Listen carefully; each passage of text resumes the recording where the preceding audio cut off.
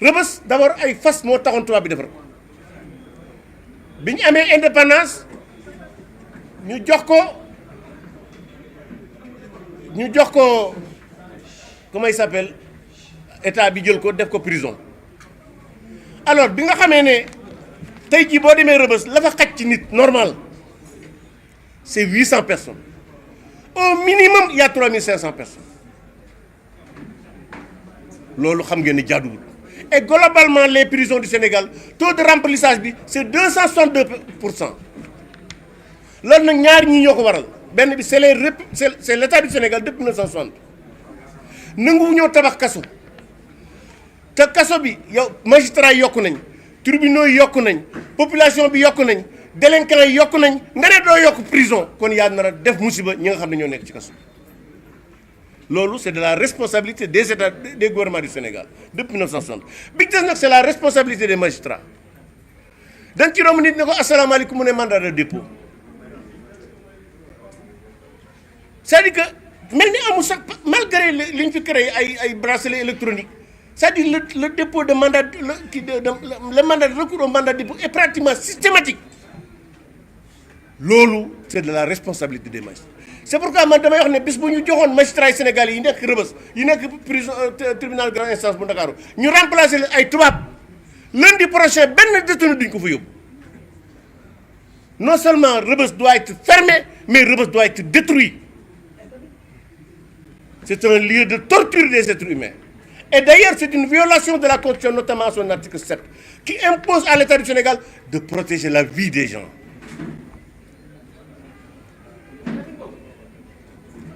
Bu fekkoonte ne administration pénitentiaire amuñu xarañ nit du dugg Rebeuss génn ak bakkan loolu nag dafa war a dakk. C'est pourquoi moi je salue encore l'administration pénitentiaire, le directeur, son adjoint, le chef de cour, son adjoint et l'essentiel, l'ensemble des fonctionnaires. am te kon am na ci benn yoo xam ne gis naa ñu def loo xam ne loolu dafa war a dakk prisonnier kenn du ko dóor may wax ñi nga xam ne dañoo ami mbokk foofu ak yéen détenus yi fi nekk ku leen dóor fexe leen ba ma xam ko. Et non seulement faire le magasin, mais si je suis allé rencontrer l'ensemble des associations des droits de l'homme pour informer l'Observatoire des lieux de privation de la liberté,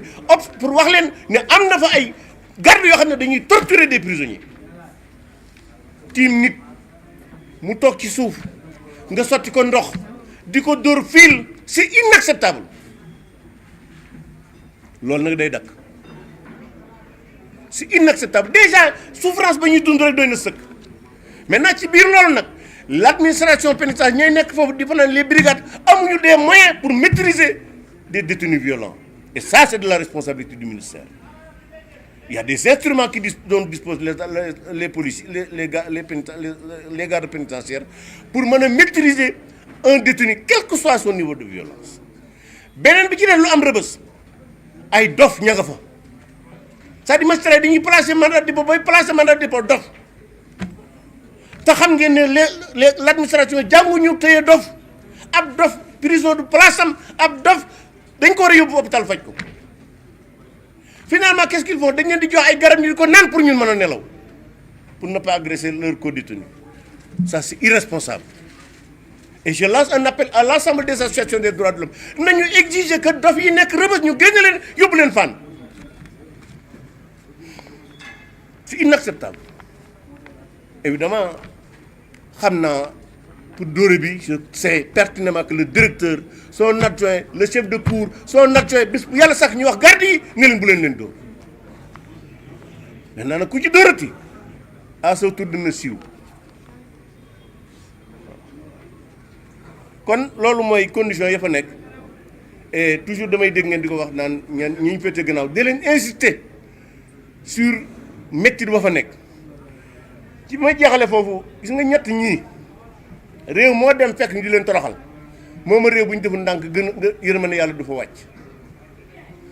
bu njëkk ga mooy dof ka ca tegu mooy gone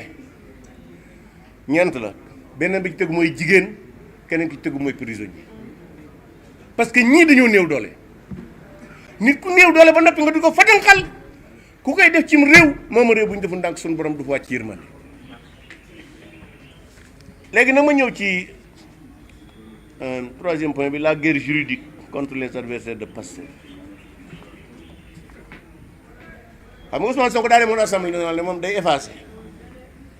li wér nag mooy depuis boobaak léegi li nit ñi seetlu mooy am na ay magistrats yoo xam ne fas nañ yéen a doon éponge bi waaw ñoo nekk éponge su Sonko bi muy effacé.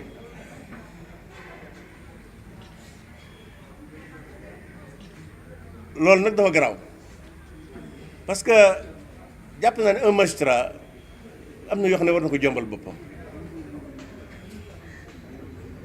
am lu xew Rebeuss loo xam ne xam naa fàttiwu leen ko le procureur de la République Ibrahima Ndoye s'était autosaisi pour jàpp un militant de Pastef bu saaga Macky Sall ak ñi ko sopp yóbbu ko Rebeuss sous son nez et son menton parce qu'il n'a pas de barbe Ousmane Sonko dem seeti ko ñu def ko sursis man ñu ne dama saaga une communauté maanaam les électeurs de Pastef waaw mais ñu sopp Macky Sall ñoom duñ communauté ñu may ko sursis man ñu condamné ma 2 mois. En réalité donc nous sommes en face d'une guerre juridique contre les militants de Pastef. tey jii opposant maanaam activiste ak ñi nekk ci opposition ñoom rek lañ jàpp nitu Pastef moom lu mu mën a def soit ñu wutal ko ne daa dof wala ñu yóbbu ko feneen encore une fois lu mel noonu cas bi ci gën a garaaw bokk na ci cas yi garaaw mooy bu cas boobu du ngeer surtout ak Badara Gadiaga dama seetaan émission bi lan la yéen ñëpp dégg ngeen ko Amadou Ba moo ne Adji Sarr caga la keneen ka doon ab client la Ibrahima Ndoye li mu waroon def jàpp Amadou Ba wax ju ñaaw ji mu wax doomu jàmbur ji ci nekku Sénégal mu ne ko caga ne keneen ki def mais information bi ci am man gisuma